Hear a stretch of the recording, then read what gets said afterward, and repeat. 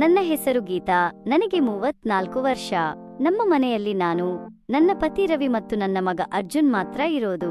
ಈ ಕಥೆ ತುಂಬಾ ಇಂಟ್ರೆಸ್ಟಿಂಗ್ ಆಗಿದೆ. ನೀವೇನಾದ್ರೂ ನಮ್ಮ ಚಾನೆಲ್ಗೆ ಹೊಸಬರಾಗಿದ್ದರೆ ದಯವಿಟ್ಟು ಸಬ್ಸ್ಕ್ರೈಬ್ ಮಾಡೋದನ್ನ ಮರಿಬೇಡಿ. ಕಥೆಯನ್ನ ಪೂರ್ತಿ ನೋಡಿ ಮತ್ತೆ ನನ್ನ ಈ ಸ್ಟೋರಿಗೆ ಈಗಲೇ ಒಂದು ಲೈಕ್ ಮಾಡಿ. ಲೈಕ್ ಮಾಡಿದ್ರಾ?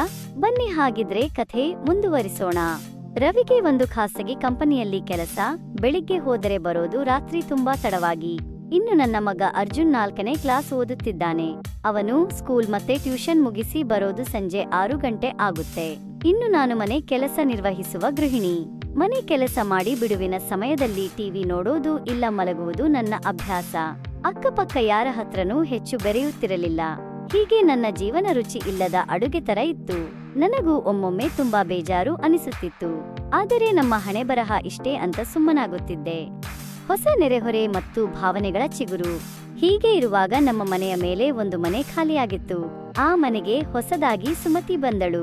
ಮನೆ ಪ್ರವೇಶದ ಪೂಜೆಗೆ ಅರಿಶಿನ ಕುಂಕುಮಕ್ಕೆಂದು ಕರೆದಿದ್ಲು.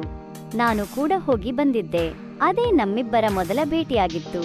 ಅದಾದ ನಂತರ ಹೋಗಿ ಬರ್ತಾ ಸ್ವಲ್ಪ ಕ್ಲೋಸ್ ಆದ್ವಿ. ಸುಮತಿ ಮತ್ತು ಅವರ ಗಂಡ ರಾಘವ್ ಇಬ್ಬರೂ ಕೆಲಸಕ್ಕೆ ಹೋಗ್ತಿದ್ರು. ನಮ್ಮ ಮಾತುಕತೆ ಎಲ್ಲಾ ಸಂಜೆ ಹೊತ್ತು ಮಾತ್ರನೇ. ಕೆಲವೊಮ್ಮೆ ಗಂಡ ಹೆಂಡತಿ ಇಬ್ಬರೂ ಒಟ್ಟಿಗೆ ಬರ್ತಿದ್ರು. ಹಾಗಾಗಿ ನಾನು ಸುಮತಿಯನ್ನು ಮಾತಾಡಿಸೋದಕ್ಕೆ ಹೋದಾಗ ಅವರ ಗಂಡ ರಾಘವರನ್ನು ಕೂಡ ನಾನು ಮಾತಾಡಿಸುತ್ತಿದ್ದೆ. ಹೀಗೆ ನಮ್ಮ ಪರಿಚಯ ಶುರುವಾಯಿತು. ಕೆಲವೊಮ್ಮೆ ನಾನು ಅವರ ಮನೆಗೆ ಹೋದಾಗ ಅವರು ಅನ್ಯೋನ್ಯವಾಗಿ ಪ್ರೀತಿಯಿಂದ ಮಾತನಾಡುತ್ತಿರುವುದು, ಪರಸ್ಪರ ಸಣ್ಣ ಸಣ್ಣ ಸ್ಪರ್ಶಗಳನ್ನು ನೀಡುವುದು ನೋಡಿ ನನಗೆ ಮನಸ್ಸಲ್ಲೇ ಒಂದು ರೀತಿಯ ಆಸೆ ಚಿಗುರಿತು. ಅವರ ನಡುವಿನ ಪ್ರೀತಿ ನನಗೆ ಹೊಸ ಆಲೋಚನೆಗಳನ್ನು ನೀಡಿತ್ತು. ಅಂತಹ ಒಂದು ಬಾಂಧವ್ಯ ನಮ್ಮಲ್ಲಿಯೂ ಇರಬೇಕಿತ್ತು ಎಂದು ಅನಿಸಿತು. ನನ್ನ ಜೀವನದಲ್ಲಿ ಏನೋ ಒಂದು ಕೊರತೆ ಇರುವುದನ್ನು ನಾನು ಅರಿತೆ. ಬೆಳಿಗ್ಗೆ ಎದ್ದಾಗ ರಾತ್ರಿಯ ನನ್ನ ಆಲೋಚನೆಗಳು ನೆನಪಾಗಿ ಸ್ವಲ್ಪ ಮುಜುಗರವಾಯಿತು. ಹಾಗೇನೆ ನಾಚಿಕೆನೂ ಆಯಿತು.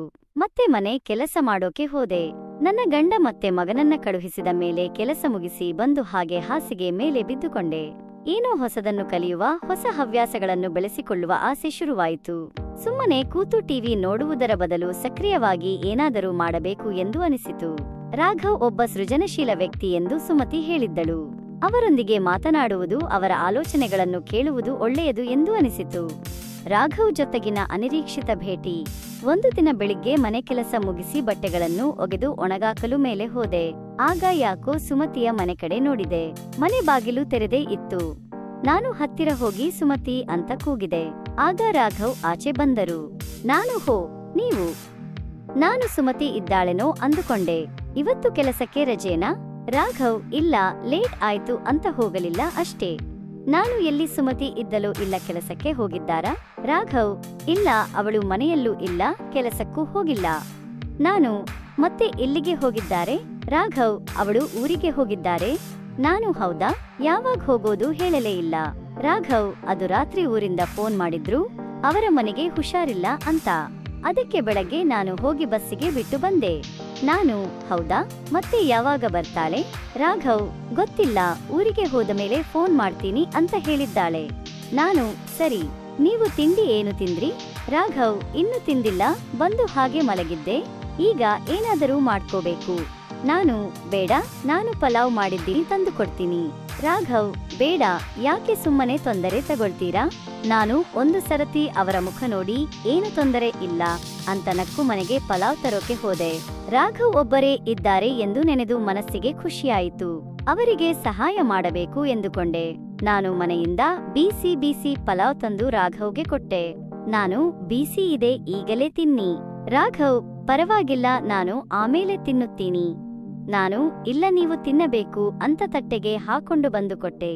ಕೊಡುವಾಗ ನಾನು ಸ್ವಲ್ಪ ಬಗ್ಗಿದಾಗ ನನ್ನ ಬಳೆ ಅವರಿಗೆ ಸ್ಪಷ್ಟವಾಗಿ ಕಾಣಿಸಿತು. ರಾಘವ್ ನನ್ನನ್ನು ನೋಡಿದ. ಅವರ ಕಣ್ಣುಗಳಲ್ಲಿ ಏನೋ ಒಂದು ಹೊಳಪು ಕಂಡಿತು. ನಂಗೆ ಒಂದು ಪುಟ್ಟ ರೋಮಾಂಚನವಾಯಿತು. ನಾನು, ತಿಂದು ಹೇಳಿ ಹೇಗಿದೆ ಅಂತ. ರಾಘವ್, ತಿನ್ನುತ್ತಾ? ಚೆನ್ನಾಗಿದೆ. ನಾನು, ನಿಮ್ಮ ಹೆಂಡತಿ ಮಾಡಿದ್ದಕ್ಕಿಂತ ಚೆನ್ನಾಗಿದೆಯಾ ಅಂತ ನಗುತ್ತಾ ಸ್ವಲ್ಪ ಕೆಣಕುವ ಧ್ವನಿಯಲ್ಲಿ ಕೇಳಿದೆ. ರಾಘವ್, ಚೆನ್ನಾಗಿದೆ ಅಂತ ನನ್ನ ಕಡೆ ನೋಡಿ ನಕ್ಕರು. ನಾನು, ಸರಿ, ನೀವು ತಿನ್ನುತ್ತೀರಿ, ನಾನು ಬಟ್ಟೆ ಒಣಗಾಕಿ ಬರ್ತೀನಿ. ರಾಘವ್, ಆಯ್ತು ಅಂದರು. ನಾನು ಹೊರಗೆ ಹೋಗೋಕ್ಕೂ ಮುಂಚೆ ಒಂದು ಸರತಿ ಅವರ ಕಡೆ ನೋಡಿದೆ. ಅವರಲ್ಲಿ ಒಂದು ವಿಚಿತ್ರ ಆಕರ್ಷಣೆ ಕಾಣಿಸಿತು. ಬಟ್ಟೆ ಒಣಗಾಕಿ ಮತ್ತೆ ರಾಘವ್ ಬಳಿ ಬಂದೆ. ನಾನು, ತಿಂಡಿ ತಿಂದ್ರಾ? ರಾಘವ್, ತಿಂದೆ. ನಾನು, ಇನ್ನೂ ಸ್ವಲ್ಪ ತರಲ್ಲ? ರಾಘವ್, ಬೇಡ ಸಾಕು. ನಾನು, ಯಾಕ್ರಿ ಚೆನ್ನಾಗಿಲ್ವಾ ಅಂತ ಅವರನ್ನ ನೋಡ್ತಾ ಕೇಳಿದೆ. ರಾಘವ್ಜಿ, ಹಾಗೇನೂ ಇಲ್ಲ, ತುಂಬಾ ಚೆನ್ನಾಗಿತ್ತು ಅಂತ ನನ್ನ ನೋಡ್ತಾ ಹೇಳಿದ. ನಾನು, ಸರಿ, ಪ್ಲೇಟ್ ಕೊಡಿ ಅಂತ ಮುಂದೆ ಬಗೆದೆ. ಆಗ ನನ್ನ ಉಡುಪಿನಿಂದ ನನ್ನ ಬಳೆ ಸ್ಪಷ್ಟವಾಗಿ ಕಂಡಿತು. ರಾಘವ್, ಹೇ, ಏನ್ ಮಾಡ್ತಿದ್ದೀರಾ? ಬೇಡ, ನಾನು ಕ್ಲೀನ್ ಮಾಡಿಕೊಳ್ತೀನಿ ಬಿಡಿ. ನಾನು, ಪರವಾಗಿಲ್ಲ, ಕೊಡಿ ಅಂತ ಪ್ಲೇಟ್ ತೆಗೆದುಕೊಂಡೆ. ನನ್ನ ಕೈ ಅವರ ಕೈಗೆ ಸಣ್ಣದಾಗಿ ತಾಗಿತು. ಒಂದು ಕ್ಷಣ ನಾವಿಬ್ಬರೂ ಪರಸ್ಪರ ನೋಡಿಕೊಂಡೆವು. ಹೋಗಿ ಪ್ಲೇಟ್ ತೊಳೆದು ಬಂದೆ. ರಾಘವ್, ತುಂಬಾ ಥ್ಯಾಂಕ್ಸ್ ಕಣ್ರಿ ಅಂತ ನನ್ನ ನೋಡ್ತಾ ಹೇಳಿದ. ನಾನು, ಥ್ಯಾಂಕ್ಸ್ ಯಾಕೆ ಅಂತ ಅವರ ಕಣ್ಣಲ್ಲಿ ಕಣ್ಣಿಟ್ಟು ಕೇಳಿದೆ. ರಾಘವ್, ನೀವು ಮಾಡಿದ ಪಲಾವ್ಗೆ ಅಂತ ನನ್ನ ಕಡೆ ಒಂದು ಬಿಸಿ ನೋಟ ಬೀರಿದರು. ನಾನು, ಇನ್ನು ಏನಾದರೂ ಬೇಕಂದ್ರೆ ನನಗೆ ಹೇಳಿ, ಸಂಕೋಚ ಪಟ್ಕೋಬೇಡಿ ಅಂತ ಹೇಳಿದೆ. ರಾಘವ್, ಸರಿ, ಯಾಕೆ ನಿಂತಿದ್ದೀರಾ, ಕೂತ್ಕೊಳ್ಳಿ ಅಂತ ತಮ್ಮ ಕುರ್ಚಿಯನ್ನ ಸರಿ ಮಾಡಿಕೊಳ್ಳುತ್ತಾ ಹೇಳಿದ. ನಾನು ಅವರ ಎದುರಿಗೆ ಕೂತುಕೊಂಡೆ. ಸುಮತಿ ಈಗ ನೆಮ್ಮದಿಯಿಂದ ಇರಬಹುದೇನೋ ಅಲ್ವಾ ಅಂತ ಕೇಳಿದೆ. ರಾಘವ್, ಯಾಕೆ ಹಾಗೆ ಕೇಳ್ತಾ ಇದ್ದೀರಾ? ನಾನು ನಕ್ಕು, ಏನಿಲ್ಲ ಬಿಡಿ. ರಾಘವ್, ಇಲ್ಲ, ನೀವು ಏನೋ ಮುಚ್ಚಿಡುತ್ತಿದ್ದೀರಾ. ಏನು ಹೇಳಿದ್ದು ನಿಮಗೆ? ನಾನು, ಸುಮತಿ ನಿಮ್ಮ ಬಗ್ಗೆ ಹೇಳಿದ್ದನ್ನ ನೆನಪಿಗೆ ಬಂತು, ಅದಕ್ಕೆ ಕೇಳ್ದೆ. ರಾಘವ್, ಅದೇ, ಏನು ಹೇಳಿದ್ದಾಳೆ ನನ್ನ ಹೆಂಡತಿ? ನಾನು, ನೀವು ಅವರಿಗೆ ತುಂಬಾ ಕಾಡಿಸ್ತೀರಂತೆ, ಅವರು ನಿಮ್ಮಿಂದ ನಿದ್ದೆನೇ ಮಾಡೋಕೆ ಆಗೋಲ್ವಂತೆ, ಈಗ ಅವರಿಗೆ ಆರಾಮಾಗಿ ನಿದ್ದೆ ಮಾಡಬಹುದು ಅಲ್ವಾ ಅಂತ ನಗುನಗುತ್ತಾ ಸ್ವಲ್ಪ ಆಳವಾದ ಅರ್ಥದಲ್ಲಿ ಕೇಳಿದೆ. ರಾಘವ್ ಮುಖದಲ್ಲಿ ಸಣ್ಣದಾಗಿ ನಾಚಿಕೆ ಮೂಡಿತು. ರಾಘವ್ ನಾಚಿಕೆಯಿಂದ ನಗುತ್ತಾ, ಓ, ಅದನ್ನೆಲ್ಲ ನಿಮಗೆ ಹೇಳಿದ್ದಾನಾ? ಇನ್ನೇನು ಹೇಳಿದ್ದಾಳೆ ಅಂತ ಕೇಳಿದ. ನಾನು ಸುಮ್ಮನೆ ಇನ್ನೂ ತುಂಬಾನೇ ಹೇಳಿದಾಳೆ ಬಿಡಿ ನಿಮ್ಮ ಬಗ್ಗೆ ಅಂತ ಸುಳ್ಳು ಹೇಳಿದೆ. ರಾಘವ್ ನಾಚಿ ನೀರಾಗಿ ನಕ್ಕರು. ನಾನು, ಇವತ್ತು ಏನ್ ಮಾಡ್ತೀರಾ ಅಂತ ರೇಗಿಸಿದೆ. ರಾಘವ್ ನಟನೆ ಮಾಡುತ್ತಾ, ಗೊತ್ತಿಲ್ಲ, ಏನಾದರೂ ದಾರಿ ಇದ್ರೆ ಹೇಳಿ. ನಾನು, ದಾರಿ ಇದೆ, ಆದರೆ ಹೇಳೋಕೆ ಆಗೋಲ್ಲ. ರಾಘವ್, ಯಾಕೆ ಹೇಳೋಕೆ ಆಗೋಲ್ಲ? ನಾನು, ಆ ದಾರಿ ಅಂತದ್ದು ಹೇಳೋಕೆ ಆಗೋಲ್ಲ, ನೋಡಬಹುದು, ಹೋಗಬಹುದು, ಅಂದ್ರೆ ತೋರಿಸ್ತೀನಿ. ರಾಘವ್ ಒಂದು ಕ್ಷಣ ಯೋಚಿಸಿ, ಸರಿ, ಯಾವುದು ಆ ದಾರಿ ಎಂದು ಕೇಳಿದ. ನಾನು ಎದ್ದು ಅವರ ಹತ್ತಿರ ಹೋಗಿ ಕಣ್ಣು ಮುಚ್ಚಿ ಹೇಳ್ತೀನಿ ಅಂದೆ. ರಾಘವ್ ನನ್ನ ನೋಡ್ತಾ, ಯಾಕೆ ಕಣ್ಣು ಮುಚ್ಚಬೇಕು?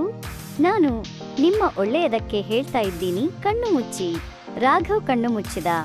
ನಾನು ಅವರ ಕೈಯನ್ನು ತೆಗೆದುಕೊಂಡು ನನ್ನ ತೋಳಿನ ಮೇಲೆ ಸಣ್ಣದಾಗಿ ನನ್ನ ಉಡುಪಿನ ಅಂಚು ಅವರ ಕೈಗೆ ತಾಗುವಂತೆ ಇರಿಸಿದೆ ಮತ್ತು ನನ್ನ ಕೈಯನ್ನು ಅವರ ಕೈಯಿಂದ ತೆಗೆದೆ.